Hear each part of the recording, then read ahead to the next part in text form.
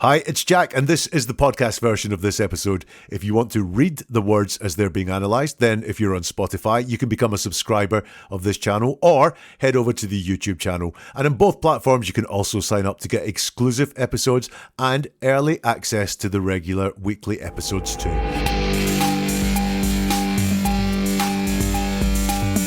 I had nothing to do with it because I did not have anything to do with it, and I can say that 100 times and it doesn't be like, of course she's gonna say that, you know what I mean? Like, of course, but it is the truth. When someone insists it is the truth, it's usually because they feel they have to convince you. 4 years after Katie Janness was killed, we're still waiting for justice. Her partner Emma Clark and those who knew Katie spoke publicly within days of the murder. The words they choose and the way they said them, could they be the key to understanding what happened? Welcome to Never a Truer Word, where we look at the words that people choose to use to see if they're telling the truth, the whole truth, and nothing but the truth. If you're new to this, what I do here is different from anywhere else. Every time I strip away everything, apart from the words that are said by the person at the centre of the story. And then I use my process of statement investigation to give you the key to seeing deception, possibly where the truth is, and the motivations of people as well. It's a process that I use with investigators, with the media, and with corporate clients to get a deep understanding of what is being said. So Katie was killed in Atlanta in 2021. She suffered a brutal stabbing, as did her dog. Right now, it's an unsolved murder. In the first episode, I looked at the 911 call that Katie's girlfriend Emma Clark made when she discovered her body in Piedmont Park. In this episode, I'm going to look at some other things that Emma said shortly after the murder and some other people in Katie's life as well, to see if we can get closer to understanding what did happen that night to Katie Janness. Let's go back first, though, to that 911 call. Atlanta 911, operator 7959. What's the address to your emergency? Sir, I'm at the entrance of Piedmont Park. I just was searching for my girlfriend's phone because I couldn't find her. She said she's here at Piedmont Park. Please help. You said somebody's dead at Piedmont Park? Yes, sir. Please send help. Please. All right, yes, ma'am. I'm going to send help to you. Oh, my God. Oh, my God. All right, can I get your name, please? Emma Clark. You said, what was your name, ma'am? Emma.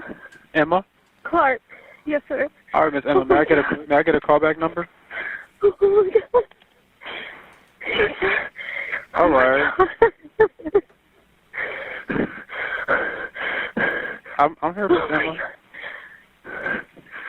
Where's she at in the park? She's like near the entrance, like, I don't know how to explain it to you. Did you just see that? That's my fucking girlfriend. What the fuck? Yes. All right, hold. Please, oh my God, dude, she's like, she's dead, like, it's so fun. All right, I'm about to call Grady, okay? Please.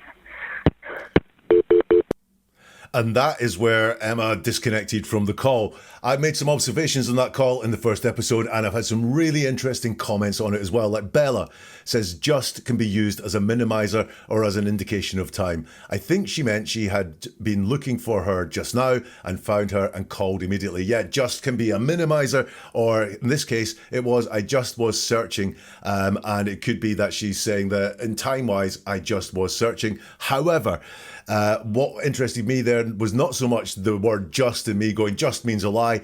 It was, why was she saying she was searching? Why was she not talking about what was wrong? Why did she lead with saying what she had been doing that led to this 911 call?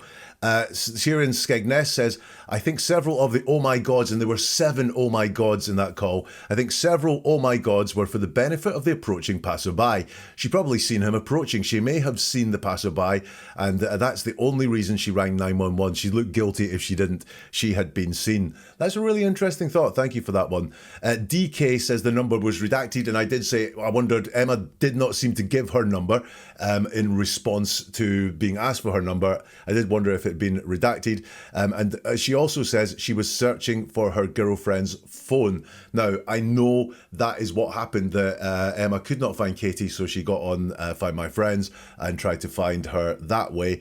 But I had a listen. I hear an S there. I was just searching for my girlfriend, sir, or I just was searching for my girlfriend, sir, I think it is. There's an S there, which is not in phone, although that would make some logical sense.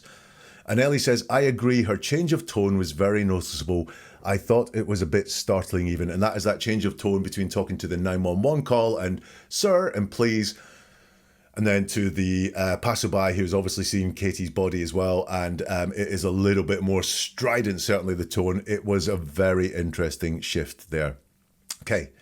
Let's look at some things that Emma has said in the aftermath of the murder. And the first one is a Facebook post that she posted. I'll read it word for word first. Today, I lost the love of my life and my baby boy. It was tragic. She was the most intelligent, kind, humble and beautiful person I have ever known. I wanted to spend every second with her. He was the sweetest, most loyal companion. My heart is so very broken. My world will never be the same.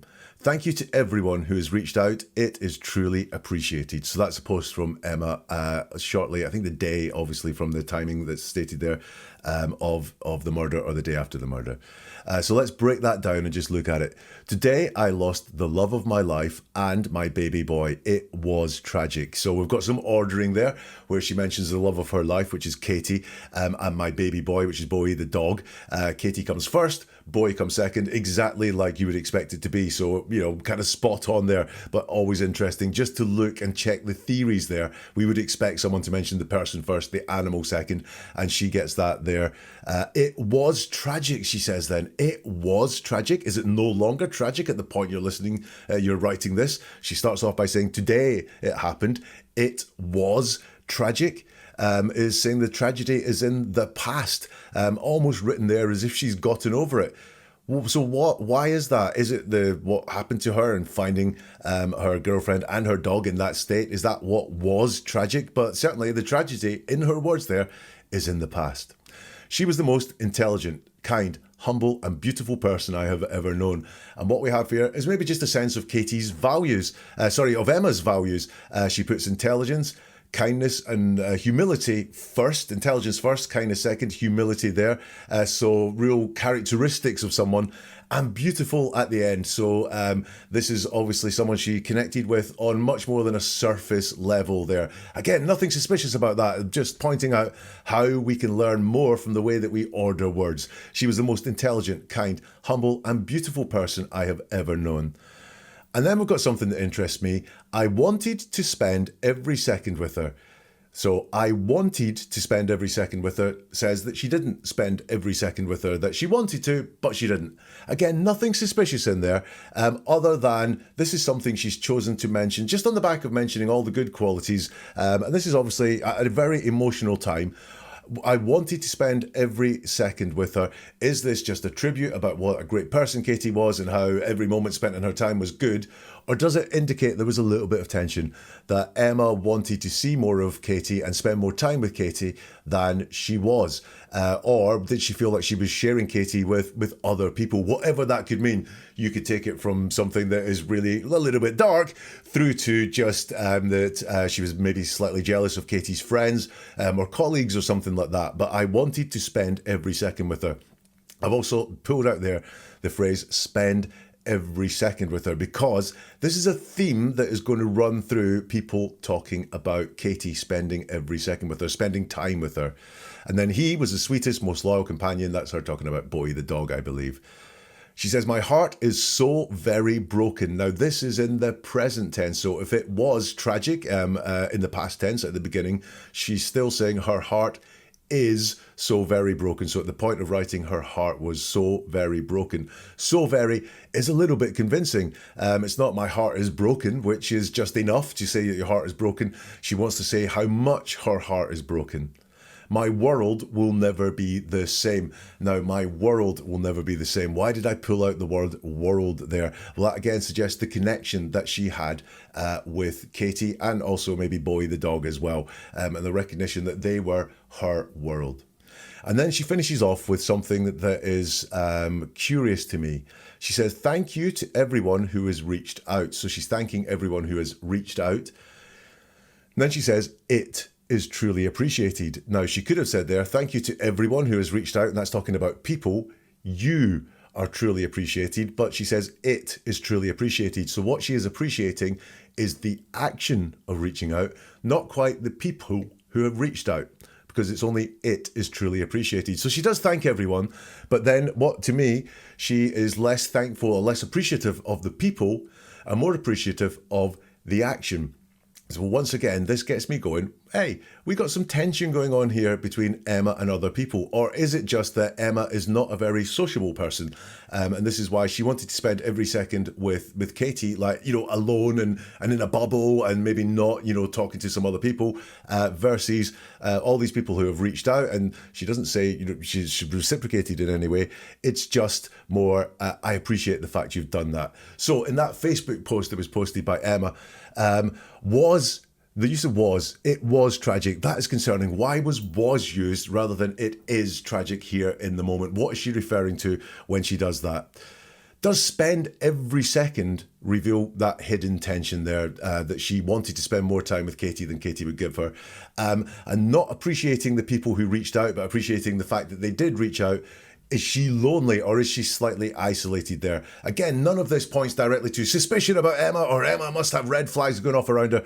But I do think looking at these words, we can start to build a picture of what was going on. And we are building that picture. We will learn more when we hear Emma talk and give some interviews later on. I've got something else from Facebook now, and this is a post by Katie's mum. I think it's a comment actually under a post about Katie here. And there's some interesting things that we can learn from this about both Emma and who Katie was. Let's go through it. I'm Katie's mother in Beverly Hills, Missouri. Even though I am consumed with an indescribable anguish and constant physical pain, I want to thank you and the others who loved and cared for my girl. And you, Brantley, thank you for your gracious words of remembrance. So she here, in comparison to Emma thanking people for the action, she's thanking the people. Thank you for those who loved and cared for my girl. So she seems to be a lot more holistic about what she's thanking people for. Again, this is no shade on Emma that I'm putting here. This is just showing you the differences in the way that these two people spoke about it, and we'll see more of that as we go on. The mom continues, the abundant outpouring of generosity and kindness and sincere expressions of grief and sorrow means so much to me, not only because of the sheer number of you, but also because of the genuine and heartfelt angst and outrage you, her friends, her community, the people Katie loved and spent time with. So she's talking directly to people there, rather than that sort of indirect way that Emma said it is appreciated. She's thanking you, her friends, her community, the people Katie loved and spent time with. This is the second time that we have seen spending time with Katie as being something that is mentioned by those close to Katie. So again, I believe this is pointing us to the fact that Katie was a social animal who liked spending time with people. Emma, as we've seen from her post, maybe less of that social animal. She might be slightly more isolated, maybe slightly more introverted or happy within herself. And Katie maybe more extrovert and enjoyed spending time with people. So that's the people that Katie loved and spent time with. The people she would have eventually met and become friends with are reaching out to each other and in essence touching us, Emma, Katie, her sister and me. So we have the introduction of Emma here in the post, and you'll see that Emma comes first. She's a priority when Mum talks about the people who have been most affected by this tragedy. Emma, Katie, her sister and me. So Emma comes very much at the top of the bill there. And also she needs no introduction because it's not touching us, her girlfriend Emma or her partner Emma or anything like that. Emma needs no introduction and comes first in the ordering that the mum gives there. Then Mum says, did you know that Katie was flying to Metro Airport last night to stay with us for a 6-day visit? So we have more socialising here around Katie. She was coming to stay with us. So that is also spending time with us. So just once more, we have spending time as a concept around Katie. It seems that people really enjoyed spending time around Katie. Because of COVID, we haven't been together since Christmas of 2019. This was the first occasion I've been looking forward to in so long. Her sister Ronnie and I have missed her company. Once more, spending time with Katie. In this case, it's not spending time with Katie, and how not good that is. I've missed her company, and now instead of hugging her and laughing at her wit, we are in complete agony. I am so thankful that Katie and I talk frequently and texted many times during the week, mostly at bedtime. She is my rock, my soul, and I cannot fathom the intensity of her pain or shock in the park late Tuesday night. If I could, I would have taken this horrendous violence on myself without a second's hesitation.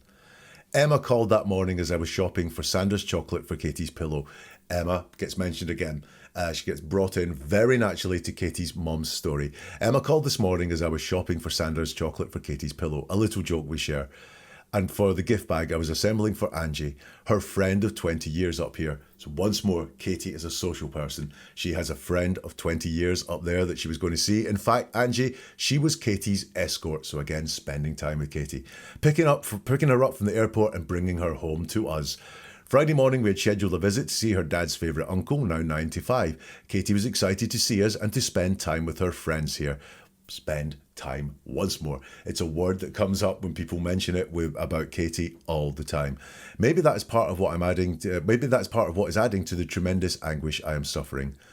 The fact that Katie, a being of incredible radiance, humour and intelligence, along with committed involvement in the environment, politics and respect for her fellow humans and fur-coloured neighbours. So once more, we have someone listing Katie's good points, her good qualities. And what do we see here? We have radiance first. Humour, intelligence gets mentioned again, so we're getting a real interesting picture of who Katie was, and that's obviously a very spiritual person because of the way she's spoken about, and a very intelligent, thoughtful person because that has come up twice now in descriptions of her, and she had respect for her fellow humans. So once again, Katie as the social animal here, and her fur-covered neighbours and friends in Atlanta. She was struck so violently and cruelly as incapacitated me to the core. That Katie was strong inside and out and felt every fibre of her being, that she was loved and cherished by Emma, her sister and me and so many others. So we have an ordering thing there again where Katie's mom puts Emma right at the front. Loved and cherished by Emma, her sister and me. So Emma, really high priority when Katie's mom was talking.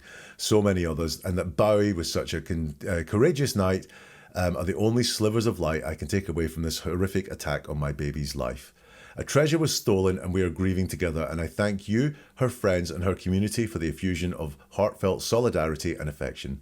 Emma and I need to go down a long road of special counselling. So Emma first, I second. So, Emma really is high up in mom's priorities here, and in a good way, by the way. She is throwing no shade on Emma whatsoever, or the fact that Katie lived so far away with Emma or anything like that in this post.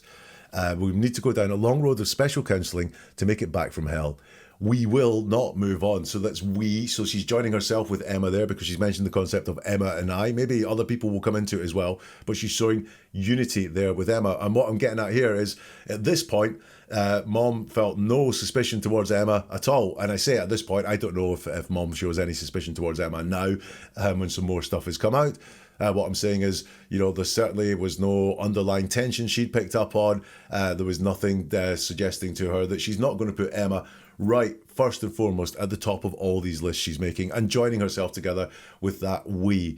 But eventually we will move forward, holding Katie firmly in our hearts, with our love for us demanding we focus on the here and now, not the 28th of evil. Knowing you all have our backs is everything. So another joint pronoun there to talk about her and Emma. So thank you all. Know that we are tremendously grateful to every one of you who is spreading the gift of compassion and light, the authentic essence of Catherine, Lynette, Janness, Emma's, Ronnie's and my beloved soul. Another list with Emma at the front of it. I will be coming to Atlanta for her memorial in the south, as yet unscheduled. Perhaps I can hug some of you then in sorrow and in thanks to you all, from Bobby. So here, Katie's mom is fully into Emma. We can see also that Katie was a sociable person because we see so much of that sociability in how she was described. Does that lead to tension? with Emma, I don't know. And Katie spent time with a lot of people. The concept of spending time with Katie is mentioned by both Emma very soon after the murder and by Katie's mom as well. So Katie definitely was spending time with, seems like a large circle of people. So those are two Facebook posts. That's Emma talking and Katie's mom talking, and Katie's mom talks a lot about Emma. And when I was doing my research for this, I came across a curious article online, which I'm going to read you first, and then I'm going to dig into the words. So the article says, Janness has worked as a bartender for nearly a decade at Campanolo, an Italian restaurant bar on Piedmont Avenue, close to where her body was found. One of her regular customers told CBS that, and then it starts with quotes, she was a really sweet person, a little geeky. It's really shocking that something like this would happen to somebody who was such a sweet and just kind soul. She routinely walked her dog late at night because she typically worked the night shift. I think maybe she had a sense the park was safer than it is, especially now with everything that's going on. And I read that. Now, I say in the intro every time, I only look at the words, but my first thoughts were ones that were a little bit more around logic, which were, man, for a sort of regular at a restaurant bar, you sure know a hell of a lot about the bartender, including their routines and so on. That's unusual. And then I went, what is going on there? And I looked at some of the words and they got me interested about this person. It's introduced in the article, by the way, as one of her regular customers, so there's nothing about the sex of the customer at all. So let's dig into those words that the customer said. She was a very sweet person, a little geeky. It's really shocking that something like this would happen to somebody who was such a sweet and just kind soul. So she was a very sweet person. Very is I need to persuade us how sweet that person was, because it could just say she was a sweet person. It would have the exact same meaning as she was a very sweet person, but they're trying to persuade us as to how sweet they were. A little geeky. It's really shocking that something like this would happen. It's really shocking. Again, using a persuasive word. I'm really shocked. It's not just shocking. I'm really shocked that something like this would happen. Now, that's downplaying what has happened. It's softening the event. It's a brutal, brutal murder, and it's been downplayed by this person to something like this. If that person, if I was analysing words of a suspect accused directly of killing the person, if they used a phrase like something like this to describe it, I would be saying, why is that person downplaying what has been described? And this person is downplaying what is described. Shocking that something like this would happen to someone who was such a sweet and just kind soul. Soul is a very deep word for a regular customer in a bar to use to describe a bartender. This sounds to me not like a regular customer or here, but someone who knew Katie a hell of a lot better in the way they can describe the soul. Think about any bartender you've met very recently. Would you be able to describe their soul? If you were asked to describe them, would you be able to talk about their soul? I wouldn't. I'm not saying that it's, suspicious or anything like that. What I am saying is, was this really a regular customer, or is this someone who spent a lot of time with Katie and knew her a hell of a lot better? They then talk about this. She routinely walked her dog late at night because she typically worked the night shift. Now, that is all kinds of interesting. This person, as well as being a regular, knows what she does outside of her work. And that is she routinely walked her dog late at night because she typically worked the night shift. Those words mean that you have a hell of a lot of information if you know what she routinely did and when she typically worked. Again, is this a regular customer? Or is this someone who had a deeper relationship with Katie and knew a lot more about them? Also, I don't get the logic here. She walked her dog late at night because she typically worked the night shift.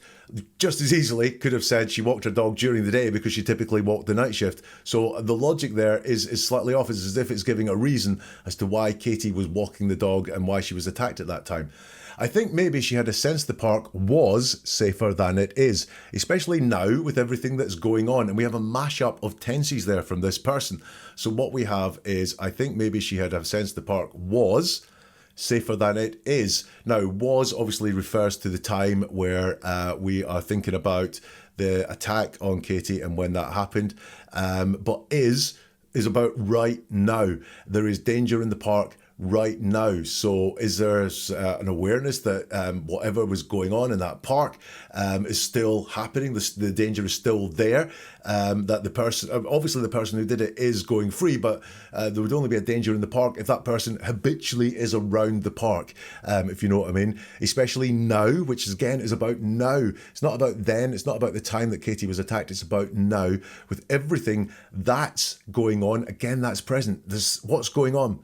It's not with everything that went on. It's not saying, you know, she thought the park was safer than it was, especially with what happened. It's really interesting, but it suggests to me this mashup of tenses that this person talking believes there is danger in the park right now, that it exists even though Katie was murdered several days before that. So here, this person appears to have a deep understanding of Katie's character and also of her movements.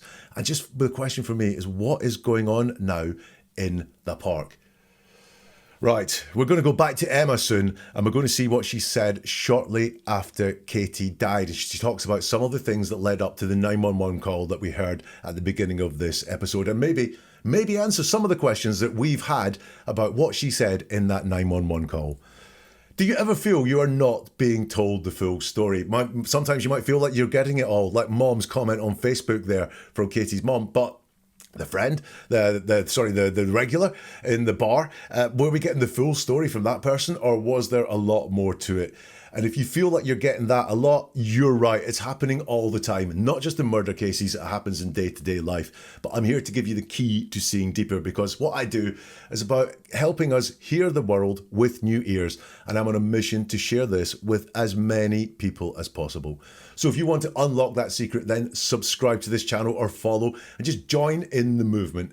You can delve into the archives as well. There's a treasure trove of cases waiting to be explored, including a lot of 911 calls if you like listening to them.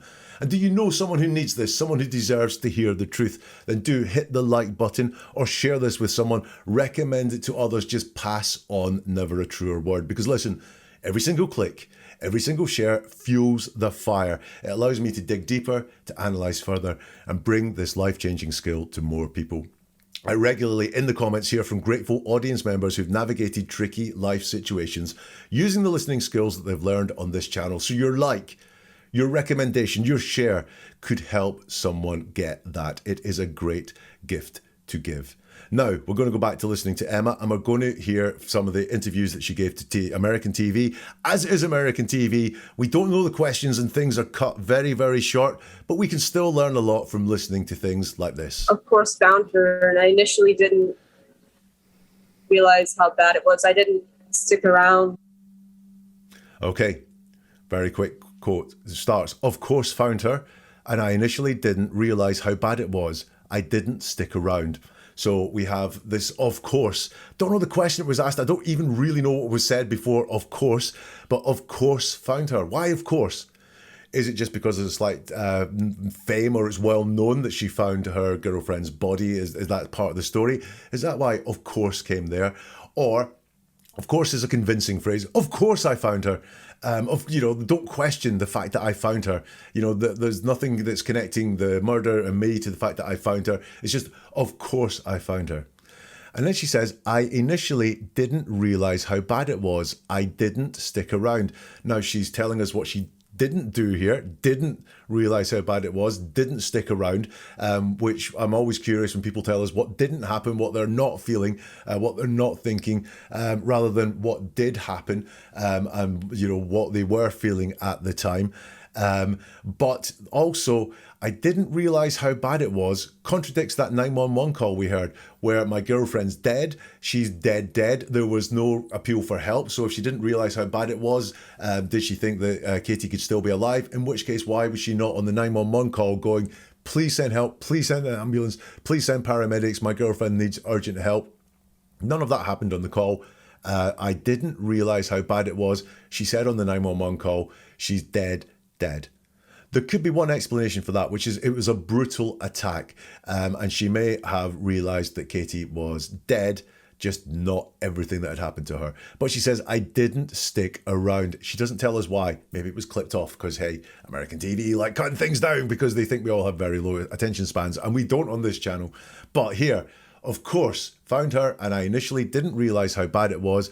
I didn't stick around. So does this contradict the 911 call saying she's dead, because here she's saying, I didn't realise how bad it was. Is she storytelling like the 911 call because, you know, she's explaining not about Katie, but about her? I didn't realise how bad it was. I didn't stick around. So is there more storytelling going on here? She doesn't say why she didn't stick around. Maybe she went on to say it, but I want to know why she didn't stick around. You find your girlfriend dead and you don't stick around. There's got to be a reason for that. We'll hear her reason for that in a minute. And she tells us what she didn't do. What did she do? That's the sort of stuff that I'm interested in. We are going to listen to Emma talking later on about the last time that she saw Katie alive. Lots of interesting things in that as well. But let's go to another part of Emma talking about Katie and Katie's death. I tried to feel for her pulse, but it was clear that she was already gone. And I turned around and I just ran out of the park because it was dark and I didn't know what was going on. I was terrified and shocked. So we've got a bit more there on basically the same story. I tried to feel for a pulse, but it was clear that she was already gone.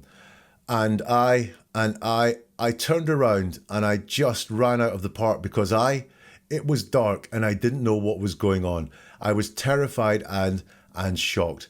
So let's break that down. I tried to feel for a pulse. Regulars might be going, hey, tried means you didn't succeed.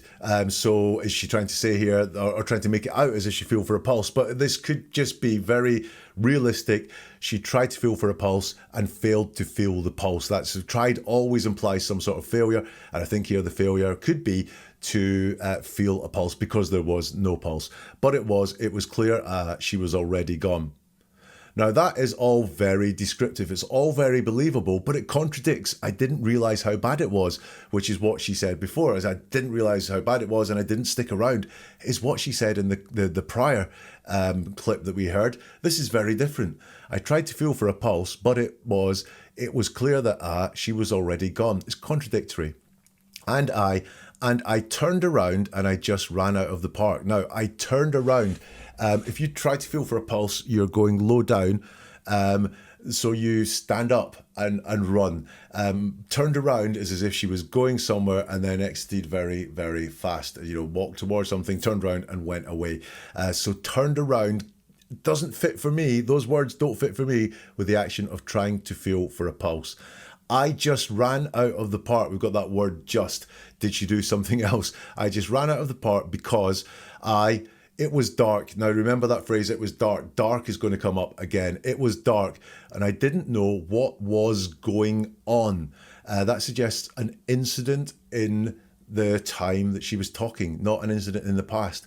I didn't know what was happening or I didn't know what had happened, would be talking about the past. What was going on? Now, look, there certainly is something going on in real time in Emma's version here because she's discovering that her dog and her girlfriend have both been stabbed. But I didn't know what was going on. I didn't know what had happened. So going on is in the present there. I was terrified and shocked. Now, these things, terrified and shocked, didn't come into anything else we've heard. She doesn't tell the 911 person, I ran because I'm terrified. She doesn't tell the 911 person, it was really shocking. This is only coming through in later tellings of the story. This is why she says she ran. It was dark. I was terrified and shocked. Now, she doesn't quite say and expand on what it is that she was terrified and shocked of. I get logically, was there someone standing around waiting to stab her as well? That would be a really good reason for fleeing, but she doesn't quite expand on that. But she has decided in this version to tell us a little bit more, to tell us why she fled. But that word turned around and I just ran out the park. For me, there is something more has happened there that is denoted by the words there. She talks more about the park now. But I do want everybody to pay attention and be safe around there. You know, I know a lot of people, we all go around there, we're out late, but now it's, you know, it's different. So Emma says there, but I do want everybody to pay attention and be safe around there. You know, I know a lot of people, we all go around there, and we're out late. Then there's an edit, but now it's, it's different. Now, let's look at that word by word. But I want everybody to pay attention. Not to be safe. I don't want everybody.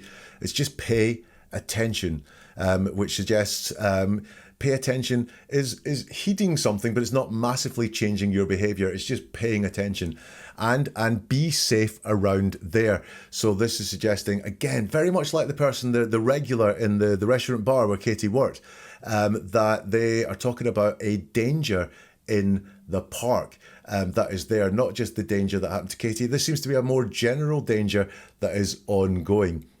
She says, I know a lot of people, we all go around there. So she's joining herself to the people who go to the park. I know a lot of people, we all go around there. Now, it's not just to the park. Is it a specific place in the park that she's talking about, around there? Maybe it is around the park, but this is interesting. And we're out late. So what she is saying here is that it seems to be very regular for people that she knows, and she is one of them, to go around there, potentially the part of the park where Katie was found, late at night. We're out late. You remember that the regular, who I feel was more of a friend than a regular customer of Katie, also spoke about being in the park late. So something here gets me around what was going on in the park.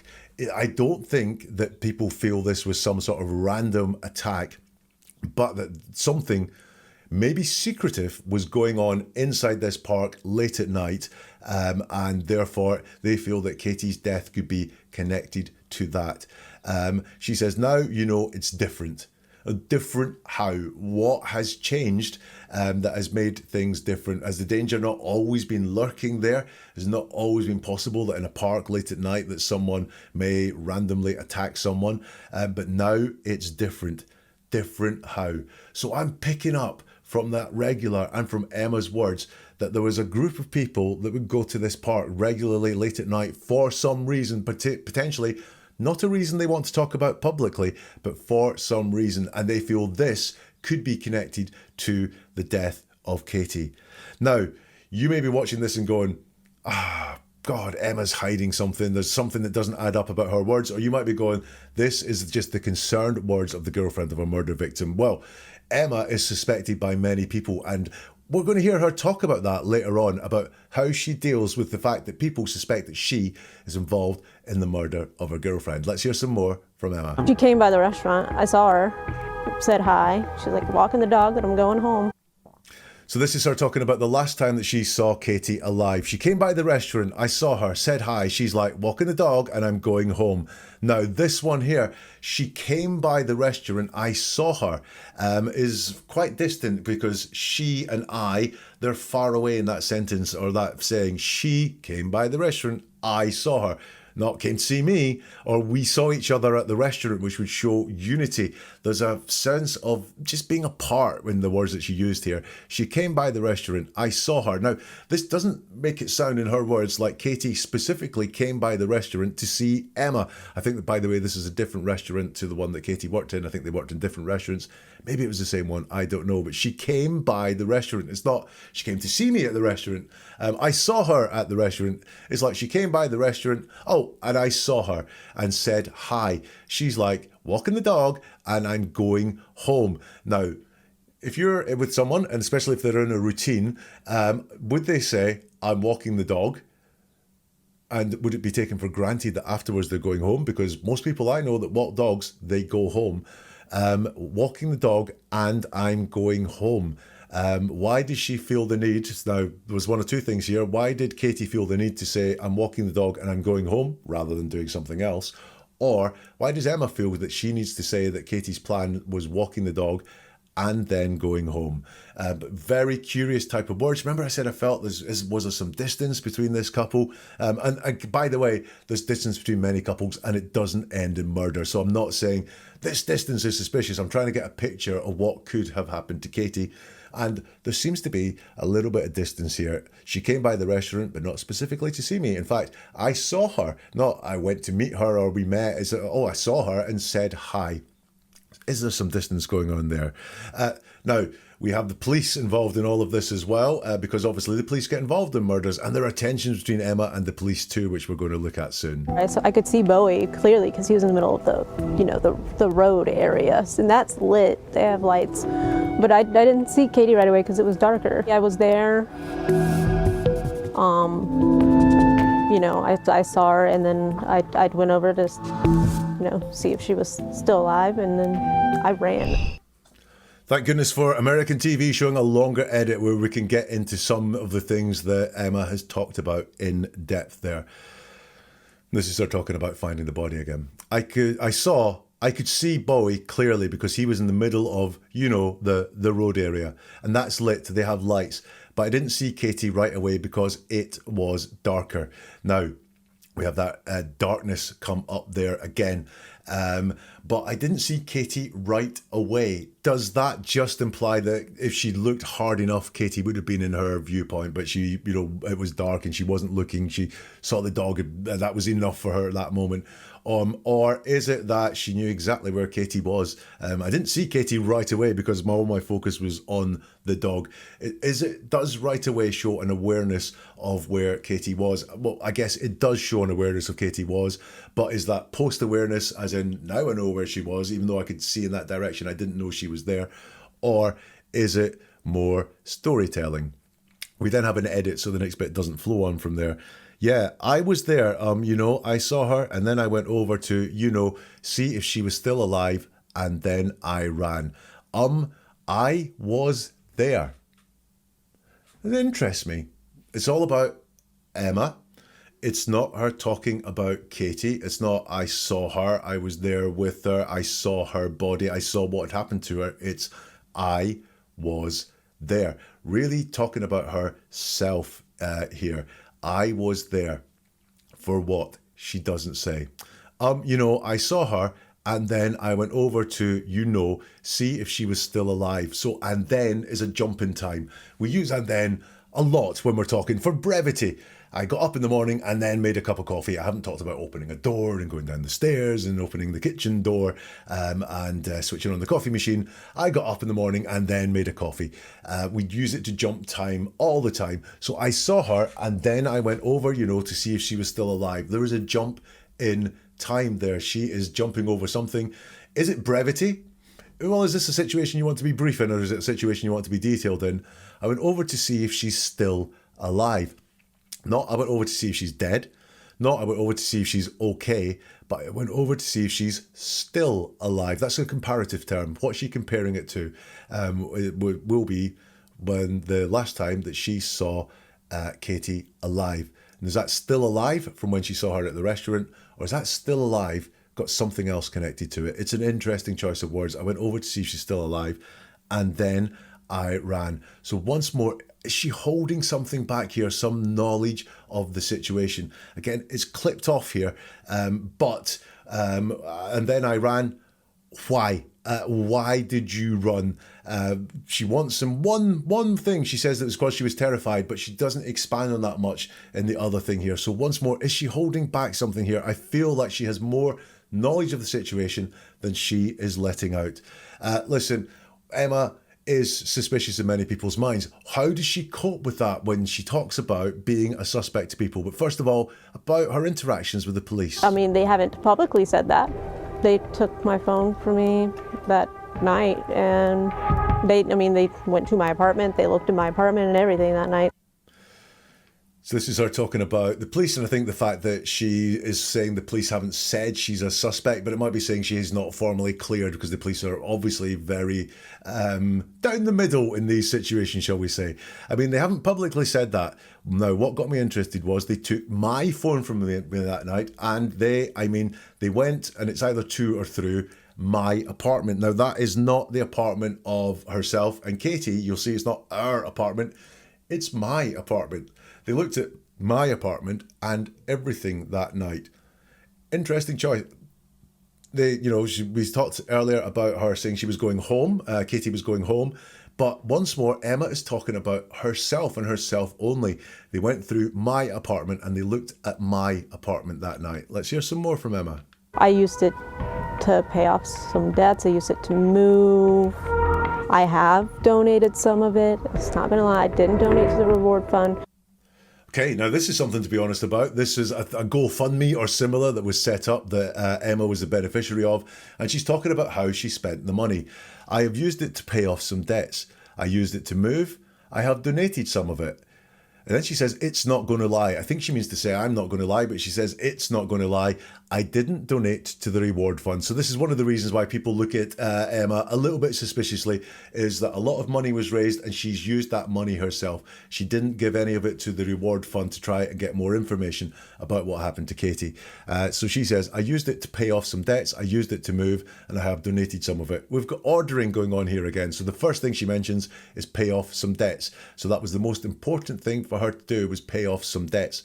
Debts cause people stress, by the way. Again, was this something that was maybe causing some issues in her life?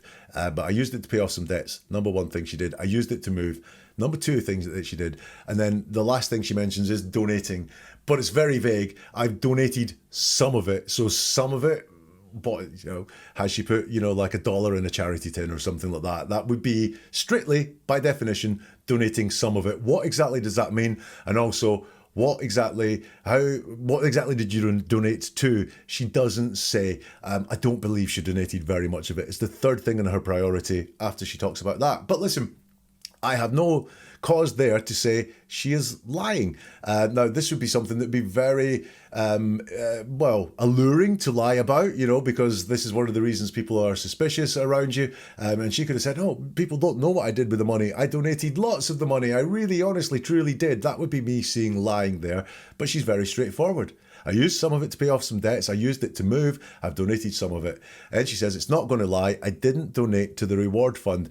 Again, this is very straightforward. She's telling us what didn't happen, which I don't like, but I didn't donate to the reward fund. Now, the bit before that, I'm not going to lie, is what I think she means to say. Quite often, it suggests to me there is a lie on the way, but only quite often, and it doesn't work quite as well if you're under pressure to tell the truth, which I think Emma is here.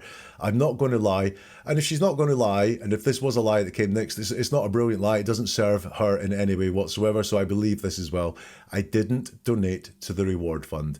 Okay, let's hear some more about her talking about suspicions. Did call my phone and leave me a voicemail. She called me a murderer, female dog, and then said that I would be caught. I'd like for them to come out and say that I had nothing to do with it, because I did not have anything to do with it. And I can say that 100 times, and it doesn't be like, of course she's gonna say that. You know what I mean? Like, of course.